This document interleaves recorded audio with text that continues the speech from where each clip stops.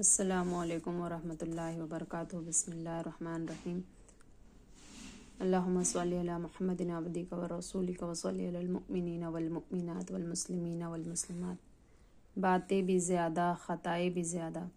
زیادہ باتوں نے شخص جھوٹ، غیبت، چغلی، مسلمان کو گالی دینا وغیرہ کبیرہ گناہوں میں اکثر مبتلا ہو جایا کرتا ہے۔ اسی طرح مالدار شخص مال کی فراوانی کی وجہ سے عموماً تکبر اور عیش و تعیش میں پڑ جاتا ہے۔ چنانچہ منقول ہے، حضرت حسن بصری رحمۃ اللہ تعالی علیہ فرماتے ہیں، جس کا کلام زیادہ ہوں گا اس کی غلطیاں بھی زیادہ ہوں گی، اور جس کا مال کثیر ہوں گا اس کے گناہ کثیر ہوں گے، اور جس کے اخلاق برے ہوں گے وہ مبتلا عذاب ہوں گا۔ جیسا سفر ویسا زاد سفر ہونا چاہیے۔ مشہور صحابی حضرت ابو ذر غفاری رضی اللہ تعالیٰ عنہ کا واقعہ ہے کہ وہ کعبۃ اللہ شریف کے پاس کھڑے ہو کر فرمانے لگے، جو مجھے جانتا ہے وہ تو جانتا ہی ہے، اور جو نہیں جانتا وہ جان لے کہ میں جندب بن جنادہ حضرت ابو ذر غفاری ہوں، ایک ہمدرد دو مہربان اسلامی بھائی کے پاس آؤ۔ لوگ آس پاس جمع ہو گئے تو فرمانے لگے، لوگوں، تم میں سے کوئی شخص جب دنیا کے کسی شہر کے سفر کا ارادہ کرتا ہے تو زاد راہ کے بغیر سفر نہیں کرتا، تو وہ شخص کیسا ہے جو آخرت کا سفر بلا زاد راہ کرنا چاہتا ہے؟ لوگوں نے پوچھا، اے ابو ذر رضی اللہ تعالیٰ عنہ، ہمارا زاد سفر کیا ہونا چاہیے؟ فرمایا، رات کی تاریکی میں 2 رکعت نماز، قبر کی وحشت گھبراہٹ سے بچنے کے لیے، اور سخت گرمی کے روز قیامت کے دن کے لیے، اور مساکین پر صدقہ کرنا تاکہ تم کو سخت دن کے عذاب سے نجات ملے، اور دوسرے بڑے بڑے امور کے لیے حج کرنا۔ دنیا کو 2 حصوں میں تقسیم کر لو، ایک حصہ طلب دنیا کے لیے اور ایک حصہ طلب آخرت کے لیے۔ اس کے علاوہ تیسرا حصہ بنانا مضر ہے، مفید نہیں۔ اسی طرح اپنی بات چیت بھی 2 طرح کی بنا لو، ایک وہ جو تمہاری دنیا میں کام دے، دوسری وہ جو آخرت میں کام آئے، اور تیسری مضر ہے، مفید نہیں۔ پھر فرمانے لگے، آہ، مجھے اس دن کے غم نے ہلاک کر دیا جس کی میرے پاس کوئی تلافی نہیں۔ عرض کیا گیا، وہ کیا ہے؟ فرمایا، میری امیدیں میری عمر سے بھی تجاوز کر گئی اور میں اپنے عمل سے غافل ہو گیا ہوں۔ میٹھے میٹھے اسلامی بھائیوں اور بہنوں، حضرت ابو ذر غفاری رضی اللہ تعالیٰ عنہ نہایت ہی پرہیزگار ہونے کے باوجود اپنے بارے میں انکساراً فرما رہے کہ میں اپنے عمل سے غافل ہو گیا ہوں، تو پھر ہمارا کیا بنے گا کہ ہم تو کوئی نیکی بھی کر نہیں پاتے، اور اگر ٹوٹی پھوٹی عبادت کر بھی ڈالی تو شیطان دل میں یہ بات ڈال دیتا ہے کہ تو بہت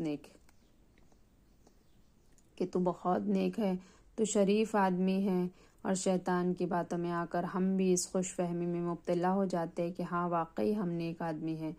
اس واقعے سے خصوصاً ہمیں انکساری کا درس حاصل کرنا چاہیے۔ خواہ ہم کتنے ہی نیک کام کریں، خود کو گنہگار ہی تصور کرنا چاہیے۔ باطنی شخص کا دل سخت ہو جاتا ہے۔ حضرت عیسیٰ علیہ السلام سے منقول ہے کہ اللہ تعالیٰ کے ذکر کے علاوہ کوئی کلام کثرت سے نہ کرو، ورنہ تمہارے دل سخت ہو جائیں گے، اور سخت دل اللہ تعالیٰ سے دور ہوتا ہے، لیکن تمہیں اس کا علم نہیں۔ خاموشی کی عادت ڈالنے کا انوکھا نسخہ۔ حضرت امیر المومنین حضرت سیدنا صدیق اکبر رضی اللہ تعالیٰ عنہ عشرۂ مبشرہ میں سے ہے، بخشائے ہے۔ جھوٹ، غیبت، عیب جوئی وغیرہ گناہوں کی باتوں کے بارے میں تو ان کے بارے میں سوچ بھی نہیں سکتے، صرف زائد بات چیت سے بچنے کے لیے منہ میں پتھر لیے رہتے۔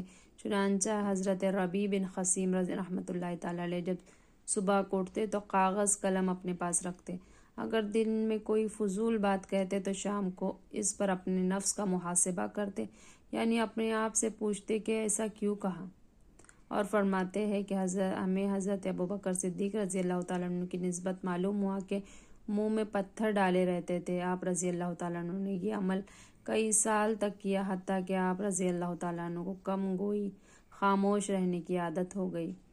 آپ رضی اللہ تعالیٰ عنہ اس پتھر کو صرف کھانے یا نماز کے وقت نکالتے تھے، اور یہ سب کچھ اس خوف سے کرتے تھے کہ غیر ضروری باتیں نہ کرے جب وفات کا وقت آیا تو آپ رضی اللہ تعالیٰ عنہ نے زبان نکال کر فرمایا اس نے مجھے مصائب میں ڈالا ہے۔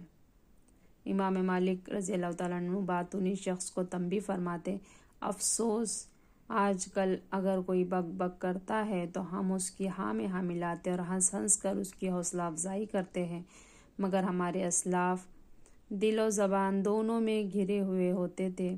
چنانچہ امام مالک رحمۃ اللہ تعالیٰ علیہ جب کسی باتونی شخص کو زیادہ باتیں کرتے دیکھتے تو اس کو فرماتے باتیں کم کیا کرو۔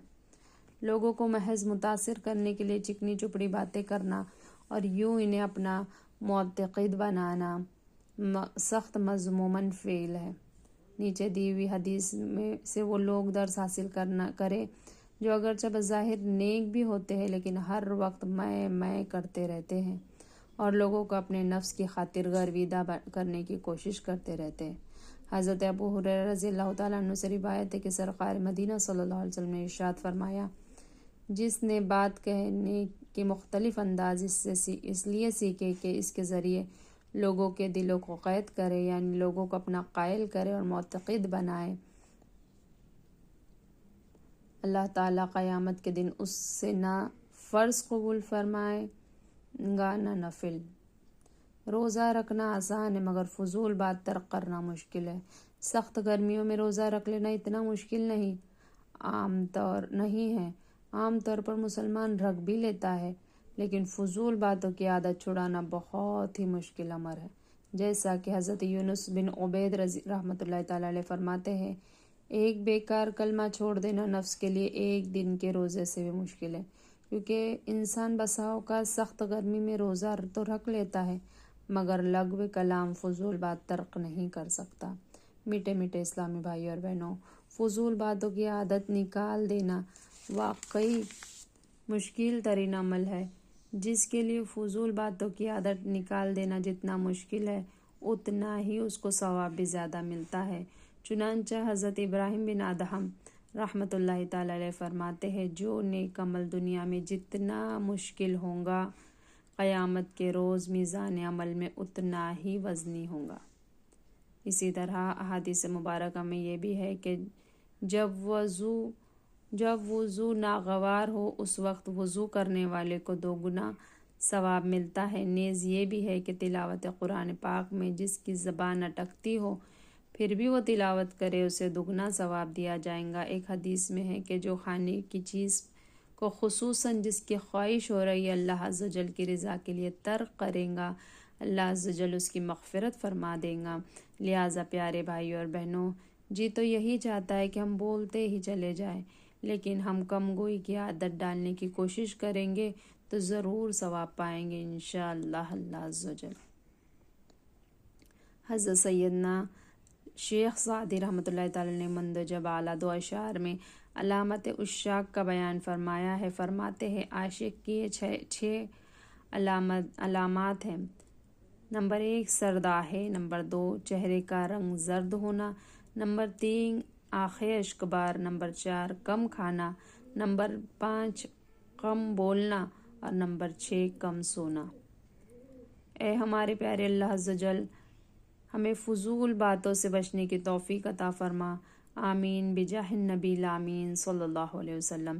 سبحان اللہ و بحمدہ، سبحانک اللہم و بحمدک، اشہد ان لا الہ الا انت، نستغفرک و نتوب الیک۔